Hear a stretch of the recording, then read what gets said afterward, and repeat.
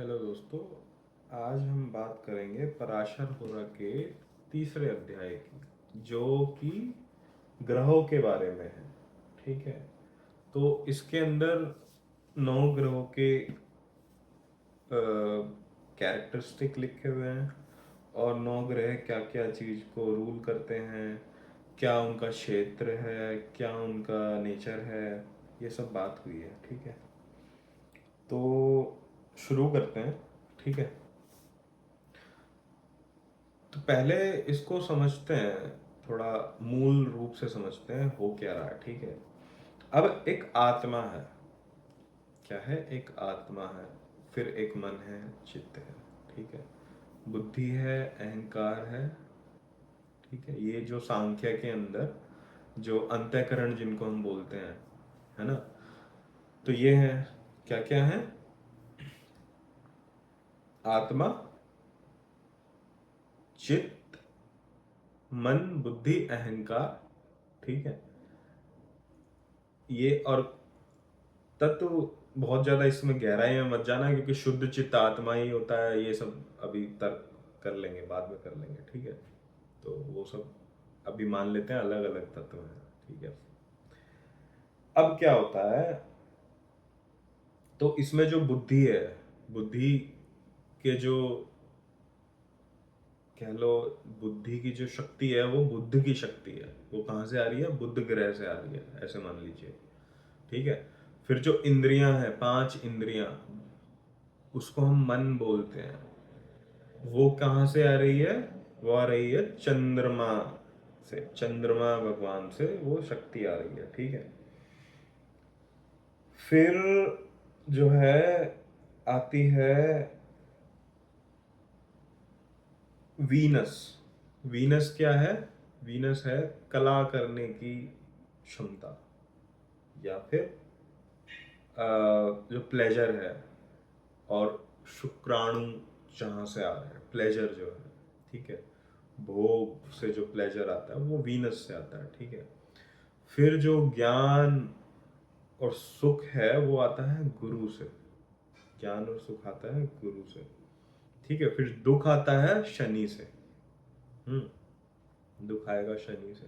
अब इसको और गहराई से समझते हैं। ठीक है, और दो दो दो रह गए, है ना। मंगल रह गए। मंगल है विल पावर।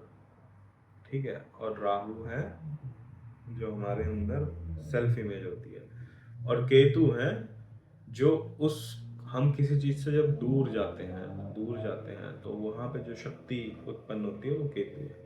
ठीक है, अब इसको थोड़ा गहराई से सूत्रों से समझने की कोशिश करते हैं। ठीक है, तो मैं पूरा पूरा सूत्र तो नहीं बताऊंगा, कुछ कुछ रिप्रेजेंटेटिव सूत्र ले लेंगे। ठीक है, तो गुरु से शुरुआत करते हैं। गुरु को ज्ञान और सुख क्यों बोला गया? क्योंकि गुरु के सूत्र में आता है अखंड मंडलाकारम व्याप्तम येन चराचरम। ठीक है, तो इतना ही लेते हैं बस। अखंड मंडलाकारम यानी कि जो अखंड है और जिसका रूप मंडलाकार है। ठीक है, अब इस बात का मतलब समझिए आप क्या है, कि जो अंतःकरण के अंदर जो चीजें चल रही है ना, क्या क्या चल रहा है, शब्द चल रहे हैं, चित्र चल रहे हैं, बॉडी सेंसेशन चल रही है, बहुत सारी तरह की बातें चल रही है ना। काल चल रहा है। काल क्या है? जो चलन है चित्र और शब्दों का, वो चल रहा है। तो उसको जब हम अखंड रूप से देखते हैं तो इसी को ज्ञान भी बोलते हैं, और इसी से हमें सुख भी मिलता है। खुद को अखंड रूप से देखने से ज्ञान और सुख मिलता है। ठीक है, इसको बोलते हैं ज्ञान, जो दिख रहा है अखंड रूप से, अखंड मंडलाकार। मंडल के अंदर क्या है? जो चित्र और शब्द चले जा रहे हैं वो मंडल के अंदर है और अखंड है। ठीक है, ये हो गए हमारे गुरु देवता जी। ठीक है, अब बुद्धि। बुद्धि क्या है? बुद्धि है, बुद्धि का जैसे सूत्र में आता है प्रियांक कलिका श्यामम मनोहर। दो समझते हैं बस पहले। ठीक है, प्रियांक कलिका श्यामम का अर्थ होता है कलियों की बेल। कलियों की बेल यानी कि कलियां हैं, बेल है और कलियां हैं लगी हुई। इसका मतलब तो नहीं समझ में आ रहा। तो कहने का मतलब ये है कि कलियों का बेल का मतलब होता है ग्राफ। जैसे आप समझें एक एग्जांपल लेके कि हम अपने रिश्तेदारों को कैसे समझते हैं। एक लिंक होता है ना कि उसका लिंक वहां पे बुआ का, फूफा का, चाचा का, मामा का, ताता का। तो आप उसको ड्रॉ करेंगे तो एक ट्री जैसा, ग्राफ जैसा कुछ बनेगा। वो प्रियांक कली का श्यामम है, वो बुद्धि का काम है समझना, चीजों को अरेंज करना। कैसे अरेंज करेंगे? प्रियांक कली का श्यामम में अरेंज करेंगे। और मनोहर का मतलब होता है मन को बांटना। मन क्या है? इंद्रियां। मन क्या है? इंद्रियां।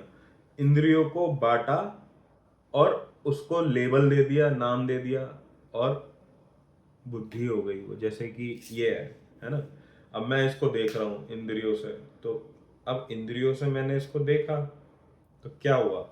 ये बाउंड्री के हिसाब से ये डिब्बा निकल के आ गया, डिब्बा। अब डिब्बा बोला बुद्धि ने इसको, ठीक है, कि ये डिब्बा है। बट देखा किसने? इंद्रियों ने। तो मन इंद्रियों को बांटा और ये निकाल दिया। समझ रहे हैं? ये इंद्रियों से दिख रहा है पूरा, ये बांटा बुद्धि ने, भेद किया। बुद्धि क्या करती है? भेद करती है और निश्चय करती है। ठीक है, भेद और निश्चय दो बुद्धि के काम है। और फिर उसको अरेंज कर देगी प्रियांकली का श्यामम, यानी कि ग्राफ और ट्री में। तो ये बुद्धि हो गई। ठीक है, फिर मन की हमने बात करी ली। मन है पांच, पांच इंद्रियों का समागम। जैसे उसमें आता है श्वेत, श्वेत वपु आता है मून के सूत्र में, चंद्रमा सूत्र में आता है श्वेत वपु आता है। और श्वेतांबर आएगा, है ना, द्विबाहु आएगा, द्विबाहु दंड धरो। तो कुल मिला के कहने का मतलब है, उसका अर्थ निकल के आता है पांच इंद्रियों का समागम, मिलन, जो वो रूप आया। तो इसका आप देख सकते हैं, पूरी पूरी व्याख्या की प्रॉपर वीडियो है सूत्रों की, वो आप देख सकते हैं, मिल जाएगा कहीं पे इस चैनल पे, प्लेलिस्ट है एक, है ना। तो अब आगे चलते हैं। अब क्या बचा? भौम बचे, भौम, मंगल, विद्युत कांति। मंगल और सूर्य में कोई ज्यादा भेद नहीं है, बस सूर्य के अंदर थोड़ा सा कुछ शब्द डाल दो, एक डायरेक्शन दे दो कि भाई ये कार्य करना है। तो कांति, विद्युत कांति। सूर्य क्या है? महाधुतिम, एनर्जी, शक्ति, द्युतिम, विद्युत। विद्युत कांति यानी कि अब उस कांति से जब विद्युत से जब डिजायर, कांति यानी कि इच्छा प्रकट हुई, तो वो मंगल बन गए, सूर्य ही मंगल बन गए। इसीलिए दोनों मित्र होते हैं। ठीक है, तो विद्युत कांति, ठीक है। और आता है धरनी गर्भ संभूतम, मतलब कि धरनी गर्भ संभूतम यानी कि भूतत्व से उत्पन्न। तो भूतत्व है, भूतत्व यानी कि शब्द, शब्द है कि डायरेक्शन है कि मुझे ये काम करना है। उसमें जो पावर आएगी वो आएगी विद्युत की, और काम करना है वो जो शब्द बताए जाएंगे वो है हमारे भूतत्व या भूमि देवी से आएंगे। वो भूमि देवी की उसमें शक्ति रहेगी। ठीक है, तो ये है शक्तियों का, तत्व दर्शन का। सांख्य योगी कैसे देखते हैं इन ग्रहों को, ये हम बात कर रहे हैं इसमें। ठीक है, अब हम तत्वों पे आ ही गए, तो पांच तत्व होते हैं। हर ग्रह जो है पांच तत्वों से बना है। जैसे गुरु जो है, गुरु बने हैं आकाश, गुरु हैं आकाश, आकाश तत्व। सिर्फ एक ग्रह है जो आकाश तत्व है, और कोई ग्रह नहीं है। ठीक है, सूर्य अग्नि, सूर्य अग्नि है। मंगल अग्नि और भूमि तत्व। और आप परसेंटेज की अगर बात करें तो लगभग लगभग 80% अग्नि है मंगल के अंदर, और 20% भूतत्व है। ठीक है, फिर बात आती है बुद्धि की। बुद्ध, बुद्ध ग्रह जो है वो पूरा का पूरा पृथ्वी तत्व, भूतत्व है, क्योंकि भूमि, भूतत्व होता है शब्द, बेसिकली शब्द, शब्द, शब्द रूपा। ठीक है, शब्द रूपा। आप भूतत्व का भी एक वीडियो आप देख सकते हैं, उनके सूत्र भी अलग लिखे हुए हैं, ठीक है। तो अब बात आती है शनि। शनि होते हैं हमारे, अच्छा शनि का सूत्र रह गया था ना। शनि का सूत्र है जो रिप्रेजेंटेटिव सूत्र है वो है नीलांज समाभासम। नीलांज समाभासम, नीलांज समाभासम, यानी इसका ट्रांसलेशन अगर आप करेंगे तो इसका अर्थ निकल के आता है कि कल्पना, मैंने कल्पना करी संहार हो रहा है। कल्पना करी, हो नहीं रहा है, कुछ टूट रहा है, कुछ संहार हो रहा है, कुछ डिस्ट्रॉय हो रहा है। वो लाइफ का इवेंट हो सकता है, कंट्री हो सकती है, कुछ भी हो सकता है वो, लेकिन इमेजिन किया मैंने, एक्चुअली नहीं हुआ, इमेजिन किया। नील आंजन, आंजन मतलब कल्पना शक्ति, नील यानी कि संहार हुआ, नीलांजन समाभासम, उसका आभास, नीलांजन समाभासम, ठीक है। तो और छाया मार्तंड, छाया मार्तंड यानी कि छुपता हुआ सूरज।